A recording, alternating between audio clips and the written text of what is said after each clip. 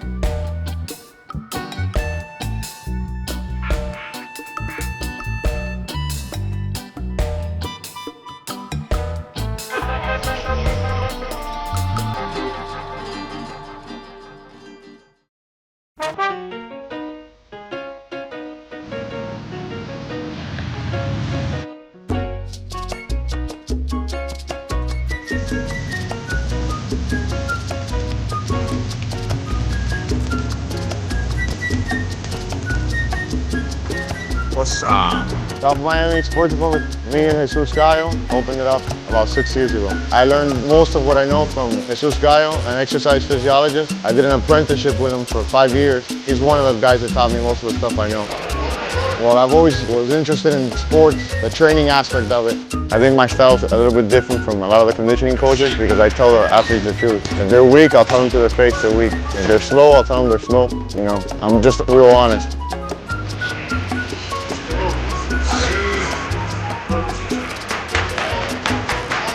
MMA is different than any other team sport because you're training a team. At the end of the day, you're in there fighting by yourself and surviving for yourself. So what we're doing here is a little maintenance, preventative physical therapy, preventative medicine. We just like our athletes to be really loose and flexible so they can perform their best. I would say Alexis Villa is the most serious athlete of them all, as in training-wise. He's the type of person that'll train on his own if he has to. To Alexis Villa, before anything comes training. There's a bunch of sprints up here, some body weight exercises using the hands, the upper body, just to keep his speed, his agility, and his balance. Basically for coordination and stuff. We try to come out here twice a week, depending on the phase of the workout, but usually twice a week.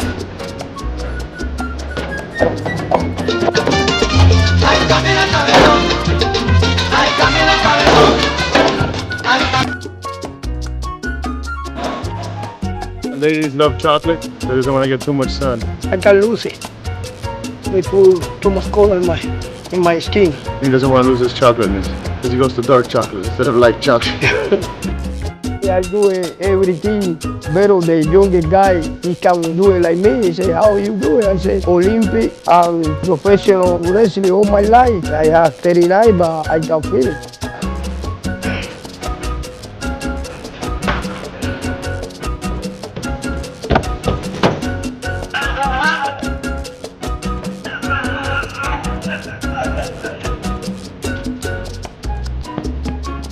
At this point, I know get nervous, I get concerned. Then you have nothing to lose, and everybody that he's coming to fight me, he want to prove something. So I don't have nothing to prove. Alexis Villa was born in Cuba, 1971. His brothers boxed and wrestled, and he would follow his brother to training because his brother was a pretty high-level boxer and a wrestler. Alexis didn't like wrestling. He thought it was not the most manliest sport.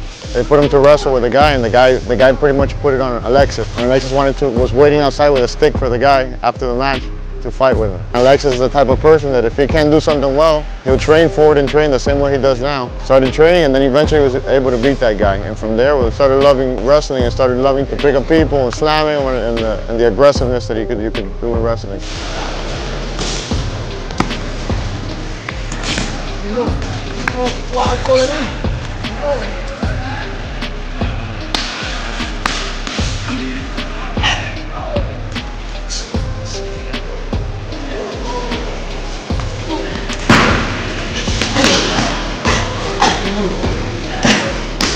Alexis was originally one of the coaches at North Carolina State. After that, he went to Michigan State. He was coming down to Miami to visit. He got lost near Fort Lauderdale Airport. He was making a phone to find out directions, and apparently the gas got stuck in his car. He ended up inside the terminal. The airbag exploded in his face, and then when he came to, the security there was trying to get him, so he had a scuffle with those guys. And this was after 9/11, so all the terrorist laws and all that stuff was there, so he served a 3-year sentence in federal prison. Ahora tampoco compraba dólares cada producción. Y ahí estaba lo que traje para usar palabras de Are we on record now? You want no problem, man. Cause you don't want no problem. You watching, you don't want no problem. I grew up like right behind Malls of the Americas, which is, I don't know, Miami. I grew up there till I was like 14, and the environment wasn't bad, you know, just a bunch of kids like me, you know, single parents, apartment building. I've been involved in a couple street fights growing up. MMA is big time different than street fighting. The number one factor being you don't get stabbed or shot in an MMA fight. I think he has a good chance of being 155 champion of Strikeforce. If he trains correctly, I know he could do it for sure. He just gotta put his ass in gear and stop fucking around. My strength and conditioning coach, Juan Carlos, which has helped me out a lot, you know. We started right before the East fight. My conditioning back then was just running 4 or 5 miles, you know, and I thought, oh, I'm in shape, you know, and I'd always be like, I grab somebody, you squeeze somebody, and you're like, damn, why'd I get tired, you know, because it's not the same in boxing. Mainly you just run for distance, and that's it, you know, that's good shape, which in boxing it is, because you don't have to deal with the other weight. But when you're in MMA, it's a lot more complex, so you got to be able to lift. Somebody weighs the same as you or more, and you got to be able to throw a punch, so you got to have everything tied up tight, you know. So you're gonna be honest with Cole tomorrow? Be honest with me about the sponsorship. I'm all ears. I told you our goal was 15 grand. You gotta be realistic. Between me and you, and the 50 million viewers, Why can't you stand? man, he's always lowballing me. I always tell him, Ray, get this much. He said, George, we need to fly straight. You know, always playing the safe guy. You know? Like, Because if he tells you 25 and we come in at 15, you're gonna be upset, right? But if we tell you 10 and we come in at 15, we look like superstars. Look at you, I can tell you've been out till at least 5, 6 in the morning. yeah, I woke up at 4 to go running. That's not what I heard. I got a phone call last night. Who called you? No, I'm still working. Oh, okay, sorry. I had people checking up on everybody. I woke up like around 4 because I was gonna have a busy day. George. Got back home at like 5:15. Went George. to sleep, woke up at 9. And I know where you were last night. You were in La Covacha. I was gonna go, but I didn't.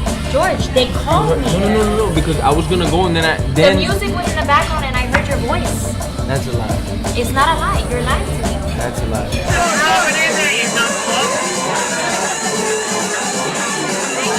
What did you tell me? You want to be Strikeforce champion?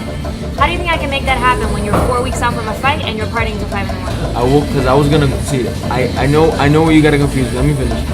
I was gonna go with these guys, and I'm sure it was Billy that called you. One of George, them. I can smell the alcohol coming out of your pores today. Alcohol.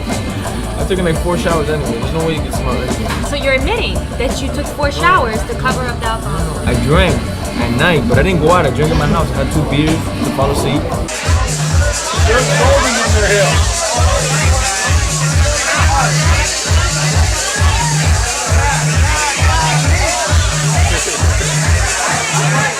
Came back home Okay, so with you're in the denial stage. Hey, was George out at the club last night? You weren't there, huh? Was he getting shots all night? Thanks, I'll talk to you later. Half the bouncers at the club are fighters or trainers. At least go to a place where I don't know anything. Like, don't play me for stupid. Whether I partied last night or not, I had 2 sessions today early, and I went to both of them. All the trainers. And I performed at a maximum level. I think I actually do better when I go out and party. Not that I did last When night. you're hungover ringing about it, you continue to admit. But you didn't tell me where you didn't ask the right question. You didn't tell me where I ran to from what time to what time. That's what you should ask. You were running home I ran to the club. because your girlfriend probably showed up chasing you out of the club. I know how it goes. You drink too much and you eat too much. You gave me a 2-day food log of you being on your best behavior. You didn't say what 2 days. You gotta be honest about what you're eating in order for her to help you. You didn't tell me what 2 days. You just told me give you a food log. I gave you a food log. I just hired a professional. A lady that special. That you're lying to. A lady that specializes in this. That you're lying to. So she can't properly help you if you're not being honest with her about what you're eating. Right? Why don't you just listen to me? Why do you have to fight with me?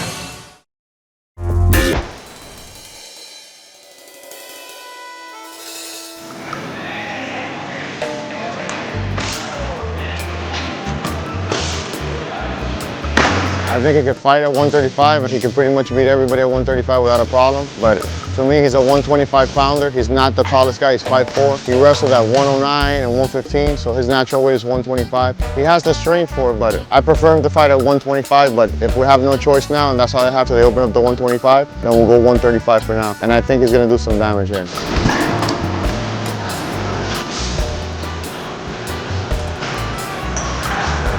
I can't lose. Well, whatever, it's MMA, no rule. I fight, no rule.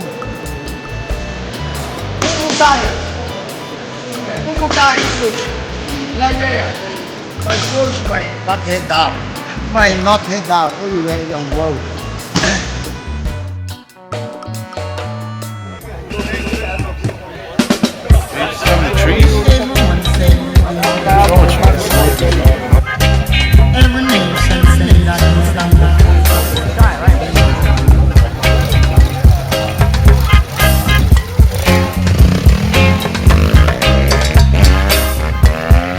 How you feeling, champ?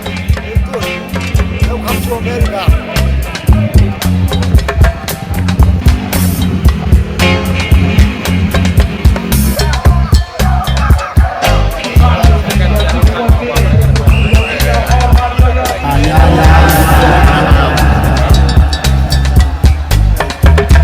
Ayo, Maya.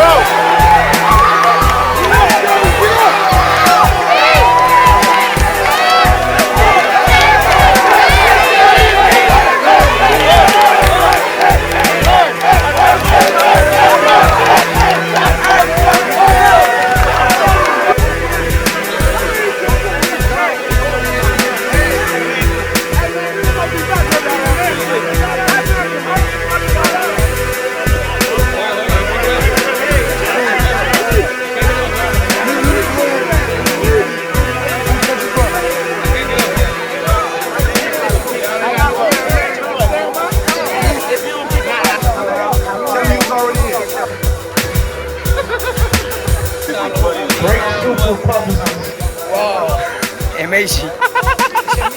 Ese es mi chino.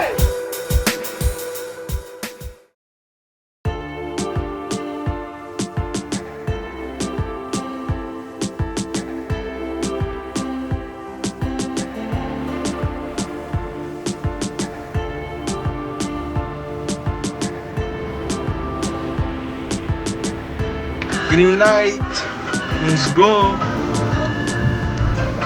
A green light is like a chick telling you no. It means go. Pressure, pressure, pressure.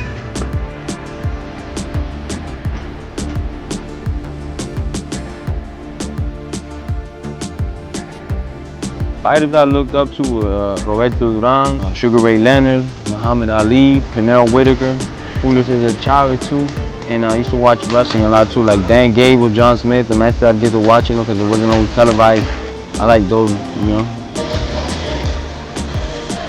The bench that I got with Paulina Hernandez, which she's had me since I was about like 19, 18. He's helped me out tremendous. He's the #1 guy in my corner right now. He's the guy that's, molded me, you know. He switched me up kind of like to his style, which is similar to mine, you know. He's a counter fighter, but just showed me how to put the pressure on people, just how to move, stick and move, and just put it all together as far as my standard goes, you know.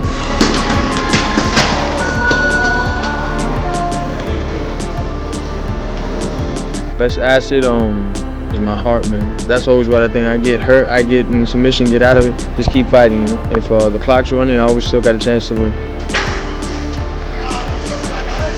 For my wrestling, got Alexis Villa, which is my teammate, and he's also one of my wrestling coaches, and he's helped me out a lot with my wrestling since I met him, you know. I always loved wrestling, so I would just, wherever I could get good wrestling, but they're the ones that really like show me like proper technique and the emphasis on drilling moves and the right way to finish a takedown, you know.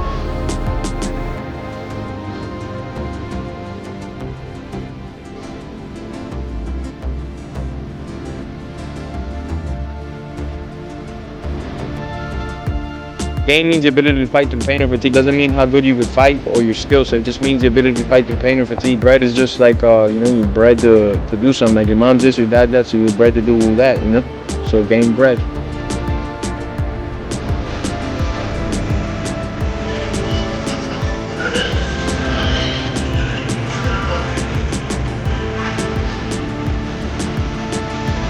That's done deal. Fight's over.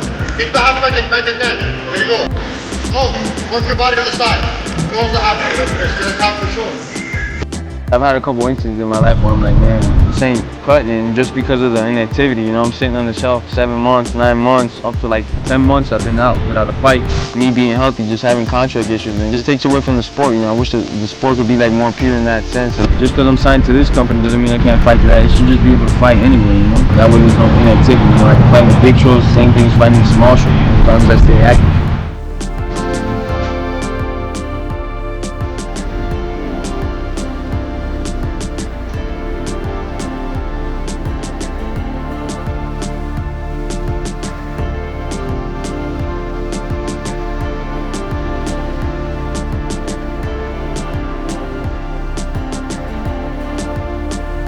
All his fans are going to be excited because I think this is going to be one of the fights that George has been training for real, because he hasn't trained in a long time for any of these fights he's been in. People are going to be surprised, and all the mainstream fans are going to see a different Gamebred.